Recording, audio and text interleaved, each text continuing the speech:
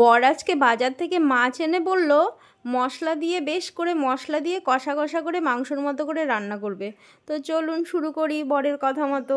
তো এই যে মাছ নিয়ে এসে দিল, এবার ধুয়ে নিই ভালো করে। তো বরকে জিজ্ঞেস করলাম কি মাছ গো এটা? তো বর বলল রূপচাঁদা মাছ। কি মাছ গো দিবে বাবা? তো আজকে আমি খাবো না, ওরা সবাই খাবে, কারণ আজকে আমার একাদশী আছে। তো ওদের জন্য রান্না করি, তো আমি না খেলে কি হবে, ওদের জন্য তো করতে হবে। তো শুরু করি চলুন।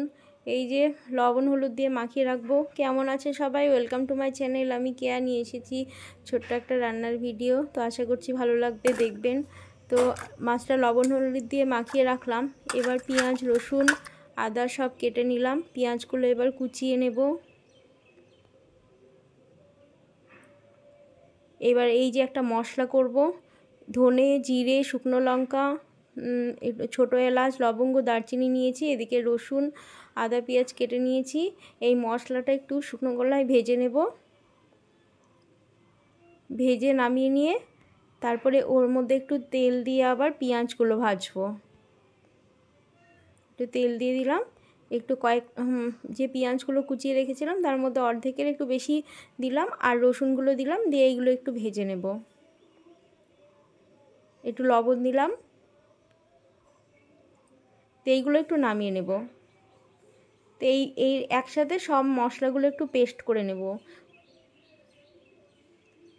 মিক্সিতে দিয়ে। সব মশলা এই যে একসাথে দিয়ে, আদাগুলো তো ভাজিনি, আদাগুলো কাঁচা রেখেছিলাম, তো তার মধ্যে দিয়ে দিলাম জল দিয়ে আবার পেস্ট করব।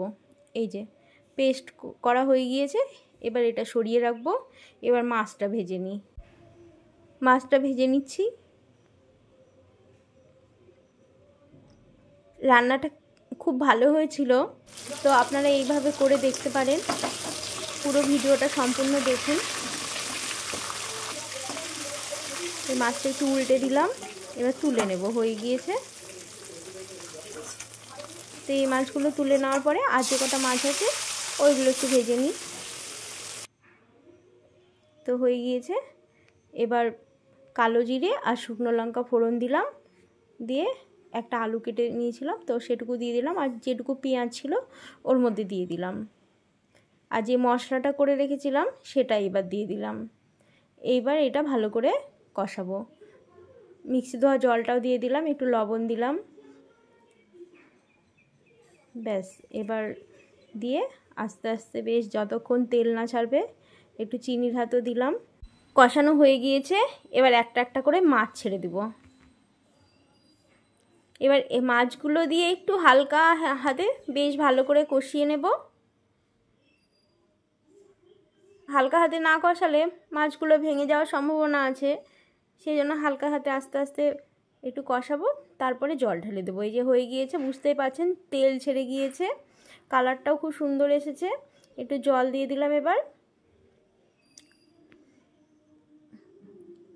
আমার ক্যামেরাটা এমনভাবে ধরা হয়েছিল পুরো কড়াটার ছবিটা আসেনি। তো এই যে দেখুন হয়ে গিয়েছে, ফুটে গেছে। আমি আর গরম মশলা টশলা কিছুই দেবো না, যেহেতু একসাথে সব মিক্সড করে রান্না হয়েছে। তো একটু লবণটা দেখে তারপরে নামিয়ে দেব। খুব সুন্দর হয়েছিল রান্নাটা। তো এই যে দেখুন, এই যে তেল ছেড়ে গিয়েছে। আমি অবশ্য খাইনি, বর খেয়ে বলল খুব ভালো হয়েছে, কালারটাও খুব সুন্দর এসেছে। এবার নামিয়ে নেব। কেমন লাগলো রান্নাটা অবশ্যই জানাবেন। একটু ভালো লাগলে লাইক কমেন্ট শেয়ার করে পাশে থাকবেন। তো আজকের মতো টাটা, দেখা হবে নেক্সট ভিডিওতে।